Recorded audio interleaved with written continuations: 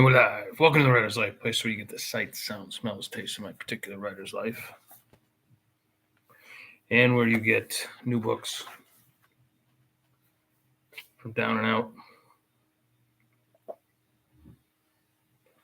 I'm going to go head to a local watering hole later and give away a few copies. They go like that. Anyway, subscribe if you haven't already. Punch out the like button and the bell for notifications so that you don't miss out on one exciting video. So, writers are wimps today. I didn't coin that. My buddy Dean Wesley Smith did.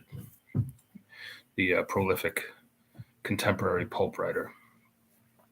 I mean, we're not like friends. We know each other from the interwebs. But anyway, I read all his stuff, all his blogs and stuff like that, and I educate myself.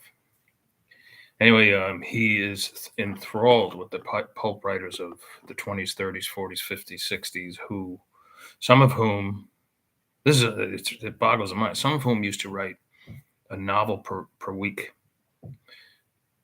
That's right, every week. On manual typewriters. I don't know if you've ever written anything on a manual typewriter, but I have. I actually wrote one full novel on a manual typewriter, and it like my fingers were like killing me afterwards, right? Plus, they had to put a carbon in there, and so you had to hit even harder, and just a different world. But these people were just incredible, and some of them got really rich off of it, especially even during the Depression. And others made just really nice livings, and a nice living, I should say, I guess. And some of them even were so prolific that, like, the publisher, they were just their publisher's only author. One guy in particular started a publishing company that's long gone, a genre, like for the pulp magazines and and dime novels and all that sort of stuff. And he couldn't get anybody to write for him, so he did it himself. He started his own publishing company, and no one would write for him, and so he wrote all his books on his own. It's kind of like similar today to being an indie writer, right? You start your own company and you fill it up with books. That's what I'm doing. Aside from my down and out books, I mean, they're a traditionally based indie publisher, but in any case, could you imagine like being in writing school and like them saying like, okay, now we're going to like spend the next week, you're going to write a full novel, like all these like snowflakes and wimps and whoever, they'd be like, oh, I can't do that. I can maybe write 3 pages, that's what it would be, and then the publishers would be like, if they find out you're writing a novel a week, they'd be like horrified.